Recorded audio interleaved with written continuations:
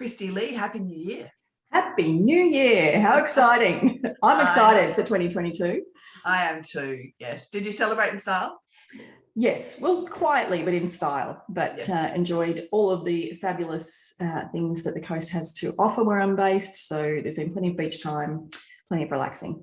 Brilliant. Yeah, that's good. So we're talking today about getting our teams going for the new year. And the last episode, we talked about how we as leaders can recharge and set ourselves up for this new year.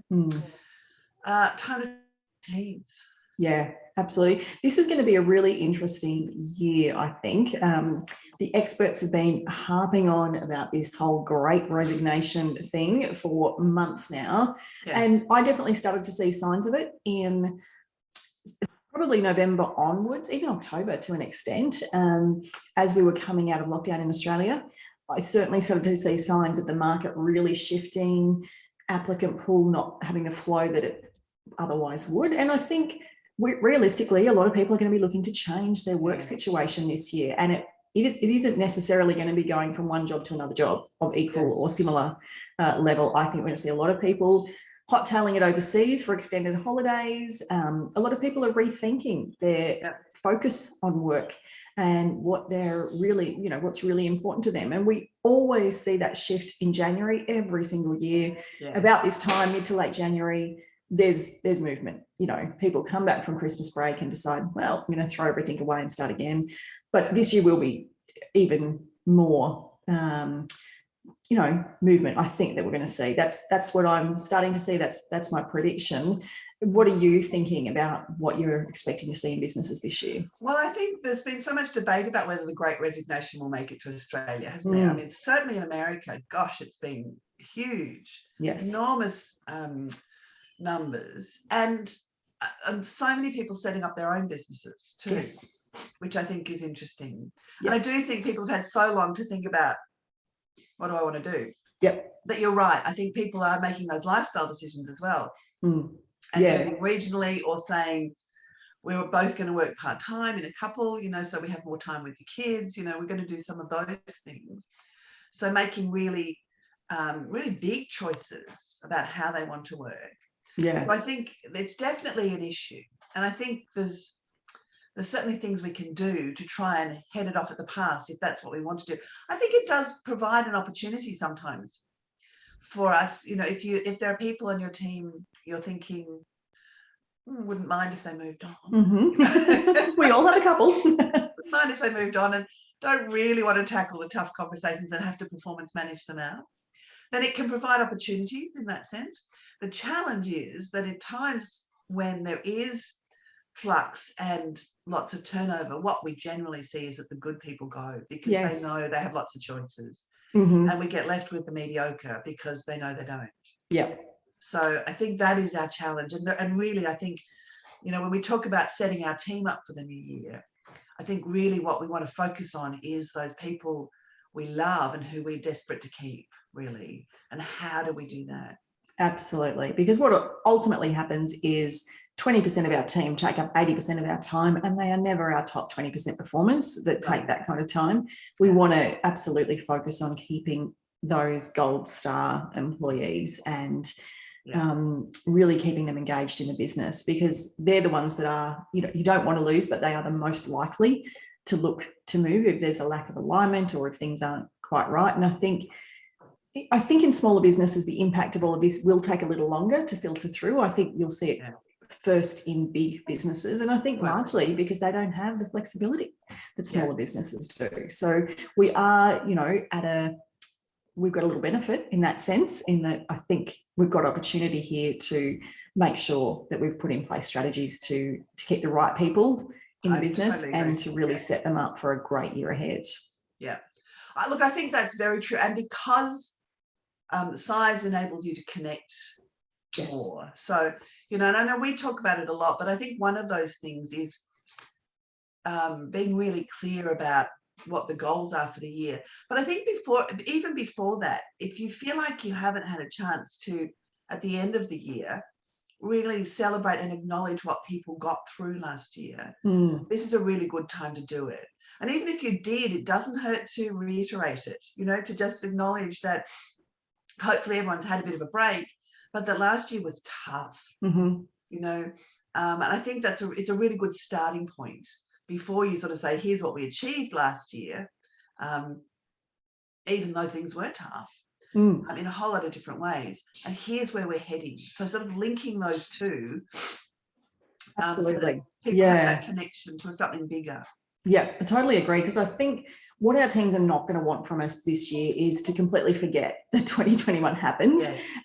Because some of them, and it depends on your industry and where you've been located, some of them may still be feeling a little bit of kind of trauma, of that experience. So they don't want you to have just forgotten about it. And the simple things that we do with our team, like acknowledging the fact that that was tough, but we got through it, or you did an awesome job. They're really simple things, but they can be the most powerful in making someone feel appreciated and valued, which is what our people want from us. So if we start the year at that point, that's a really solid start. But absolutely then looking forward and saying, yes, we want to celebrate all of that and recognize that. And I want to let you know about all these exciting things that are happening. And this is the time of year you must engage your team in the vision for the future, whether it's the next quarter or the next year, because, for some of you, looking beyond a quarter is just not viable right now because of what we're just coming out of. Whatever it is that you're anchoring to, don't forget to share that with the team, because whilst it's prevalent in your mind, sometimes we forget that actually it's really important to communicate this with the team and not just tell them about it, really enroll them in what that means. And I think sometimes that gets missed because we sort of dribble back from holidays. So a couple of people might have worked through or, taken it in turns over Christmas, and then people come back in the first week and the second week and the third week, and so there's not necessarily a point at which everybody's back on the day. It's true. And I think we then suddenly school goes back and we dribble into February, and we've forgotten to actually stop and say, here we go, people. Yes, here is the plan. Let's talk about it. I think you're right. I think it's such a critical thing. Yeah, and that might be about being conscious about creating at least a day in January, middle to end of January, where you're all together, remotely, in person, doesn't matter, but everyone is actually in the room, so to speak, which can be tricky when because quite often as someone comes back, other people are going on leave. But even if you can, you can create a few days, brilliant. But even if you can create one day where there's kind of a crossover, do it then. Because you're right. Otherwise, we're in February, school's back, and we're towards the back end of quarter one already. Exactly. That's exactly right.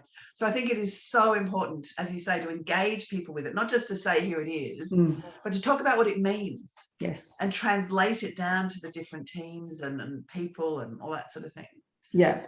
And to really look at how each role and how each department feeds into that, how it's really, important for people to see where they fit in that picture, where their cog sits in this whole big machine, so they can see. I think so. Yes, because people want to be connected with that bigger picture. That we all want to be part of something bigger. Yeah. And this is our opportunity as leaders to create that for people, for our people, so they're connected to our big picture. I think that's really critical. Yeah, and you can do this a number of ways. It can be, quite low key at team meetings.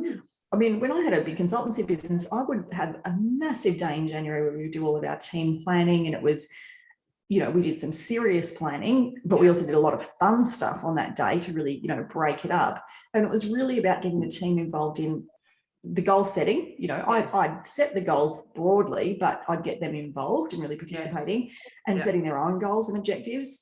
And, how are we going to reward ourselves? And we would set, if we get this huge target, this is what we're going to do. And this is the milestones that we're looking for along the way. And how do we want to see this represented in the business, both visually and all those things. So, that's not always possible, but those kind of things can be really powerful. But it gets them excited and connected with it in such a big way, doesn't it? I think that's the really important part. It also gives you an opportunity, though, to connect with what's motivating them. Because what we know is that so often it's not about money. Money is important, but it's not the only thing. And often it's not the most important thing for people. It is about this connection with something and this sense that they're making a difference and that they are needed and recognized and all of those sorts of things. So I think it plays into all of that as well. Yeah. And I think remembering too that some of your team will vocalize that quite openly in a group setting. Others are not going to tell you that in a group setting. Yeah. And so whilst I think getting everyone together and having some kind of, communal planning session is vital to really enroll them in what's ahead, I also think it can be important to have some one-on-one conversations at this time of year. Totally agree. Whether it's a formal review time or not, just touching base with them to see how they're tracking, see how they're going, to kind of assess the mood and assess the vibe that they've come back from the break with, and to talk to them about where they see themselves in the future, what's important to them this year. They might have kids starting kindergarten, and the flexibility of being able to get to the school is really important to them this year. Where last year they were happy to work all the hours. Things may have changed. And I think it's, we've talked about boundaries in the past, but this idea that they may not even be conscious of this being a need until you talk to them about what's going on for them this year. And you're right, things change, and people do so much of that thinking in their break about what they want for the year. Some do. And so being able to understand what that looks like for them is so important.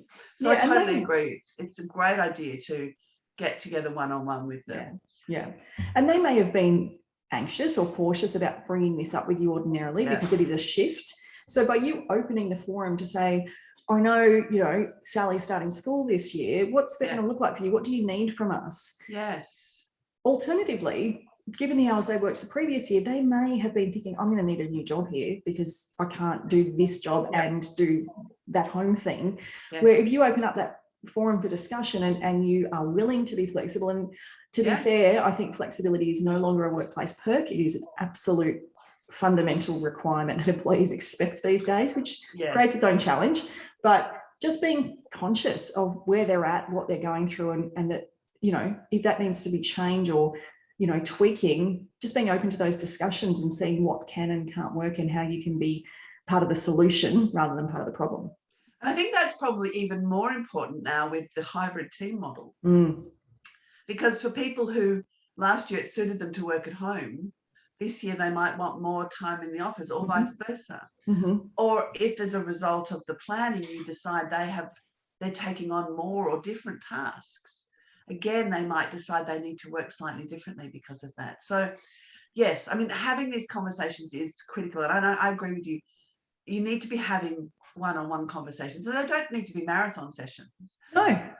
But they just need to be a conversation where you connect with each person and understand what's going on for them. And that is such a powerful way to head off resignation, to head off that churn. If people are feeling, if they're starting to disconnect, or if they're feeling stressed. And as you say, sometimes it can be just about acknowledging that last year was a hell of a year, and that clearly that cannot continue. And how do we do this differently? Because you can be sure they will have thought about it. Yeah. And they're going to spend some time reflecting on what they want the next year to look like for them personally. And they might, very well be super excited about your vision and your goals. But if they don't see an alignment between what they want and what the business wants, they're going to start thinking, is this where I need to be? It might be that they're really looking to step up and take on new challenges and responsibilities or move their career forward. And you're presenting this plan that they can't see themselves in. If you don't have these one-on-one discussions, their default setting is, I need to look somewhere else, because they don't know that perhaps you could assist them with this, or perhaps you would support them in some way, or you haven't shared with them that there could be future roles and growth opportunity because you didn't want to quite plant that seed in case it doesn't happen. But for the right person, you're absolutely happy to have that conversation. So you really, it's so important. And it is so important in preventing resignations. Absolutely. Because once someone knows there's opportunity for something different, most people don't want to leave a workplace they're happy in, but if they don't see the opportunity, they will. But if they can see that actually this might be possible here, or we're opening discussions, it will definitely prevent it. And I feel heard. I feel that somebody understands what's going on for me and is open to accommodating that in some way. I think the other thing, though, is also to be conscious that you don't have to have all the answers. No. The conversation.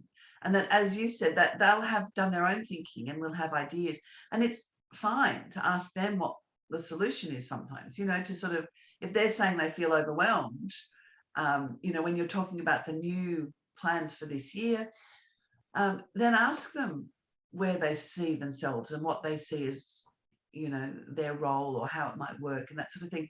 Ask them to own some of that solution. Yeah. And neither of you have to come up with the answers in this one kind of off the cuff catch up. You can say, right, we've identified this is going to be a challenge. Let's both go away and think about it and regroup in a couple of weeks, and you come back with some ideas, I'll come back with some ideas, and let's chat about it. So don't feel that you have to sit there and try and thrash through all of this in this meeting that you didn't know was going to result in this particular outcome. Yes. Just acknowledge that you've heard them, you understand where they're coming from, and definitely don't just leave it there. Definitely come back to it, set a time, agree on a time, and, give them some instruction, come back to me with some ideas about this or that, and regroup when you're both ready and able to focus on this new challenge you've been presented with. But I just think it's such an important thing to do at the beginning of the year to really, firstly, see where you might have flight risk issues, and secondly, to really easily prevent things that could have otherwise, gone a different direction. I love flight risk. Yes. We've all got flight I think I would just close the loop on that by saying that once you've had those conversations, and if things are shifting a bit, bring the team back together in some way to talk about it, to just say, so everyone's clear, this person's role is going to shift slightly because last year was unsustainable. This person's actually going to take this on, and we've been talking about this and that. I think bringing people back so that everyone's clear about it, so you're not relying on those water cooler conversations or the kitchen conversations for people to go, oh, actually my role's changed. Absolutely. When were we going to find out about it? That sort of thing. I think it's really important to sort of have that team discussion, acknowledge what's happened, talk about and plan for what's coming, have those individual conversations, and then come back again to say, okay, this is what the year's going to look like. And you can do that in your next team meeting, or you can organize another big session. Do whatever works for you, but just make sure that you do it. Exactly. Yes. Sorry, I've got terrible hay fever this summer. It is the season. I'm glad it's something I don't suffer with, but no, it's been terrible. So look, we encourage you, take this opportunity, get cracking with your team this year, really get everyone excited and engaged about what's ahead, and talk to your people, because you have the opportunity now. It's kind of like onboarding all over again in a way. It's just resetting, refocusing, knowing where your people are at, and taking the action. Yes. And using the beginning of the year as this really great starting point to do that. Absolutely. Fantastic. Exciting times. Well, Happy New Year, everyone. We'll be back in a fortnight with another episode. Lovely. See you then. Thanks, Juliette. Bye.